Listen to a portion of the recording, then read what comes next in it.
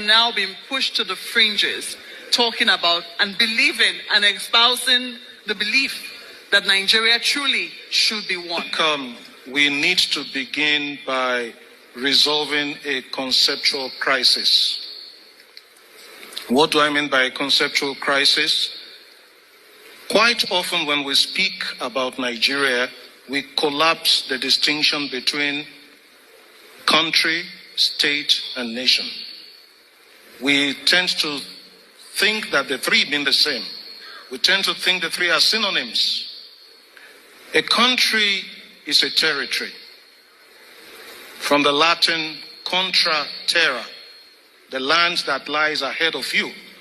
A country is a territory. It is not necessarily a nation. A nation is an association of peoples. And I use that word in the plural deliberately because of diversity. A nation is an association of peoples who identify their shared core values.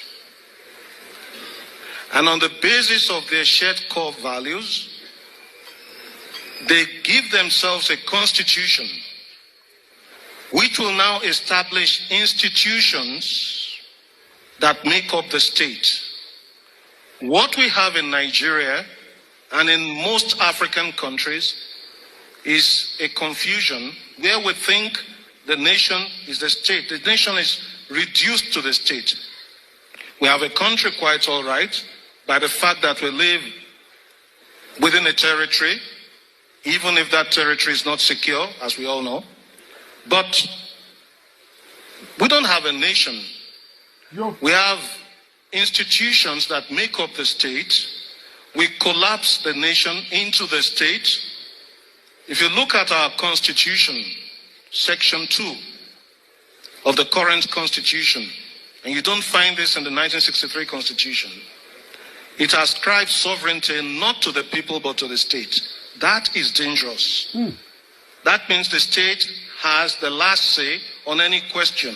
That means the state is more powerful than the citizen. That is a recipe for impunity. Because as we all know, the state is the head of state, or the governor, or whoever represents them.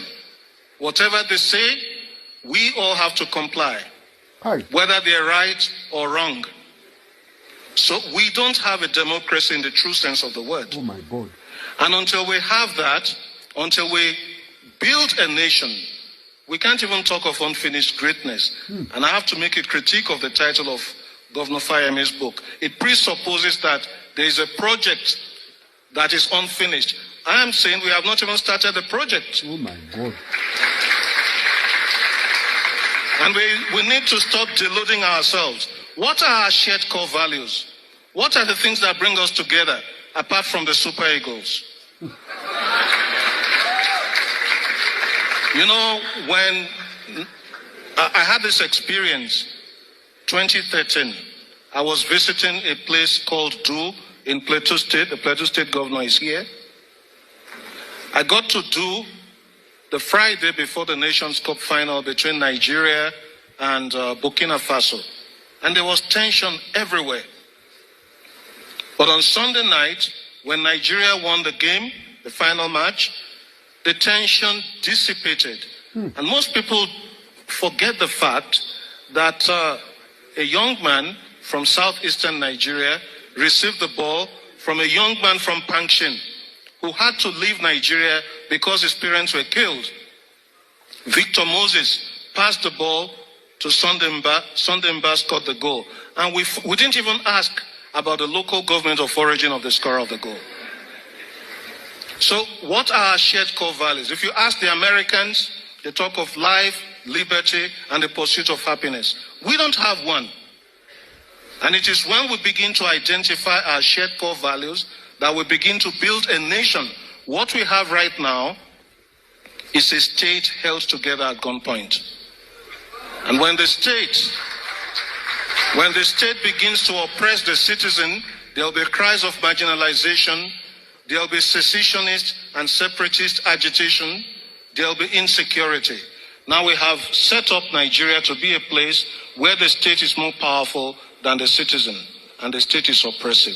We need to retrace our steps. Quite often, Nigerians ask, which is the way forward? And I say, if you are moving in the wrong direction, you shouldn't be going forward. You should make a U-turn. God help us.